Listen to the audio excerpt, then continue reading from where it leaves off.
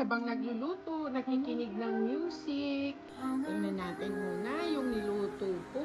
Baka sunog na. Ito. Pasensya na, maingay ang aking lutuan. Okay, nagluto ako ng chili para sa mga anak ko. Paborito nila yan. Beef chili. Tapos, paborito kong ano ba itong tawag dito? Ampalaya na may running egg. Paborito ko talaga yan. Nakapito na rin ako ng isda.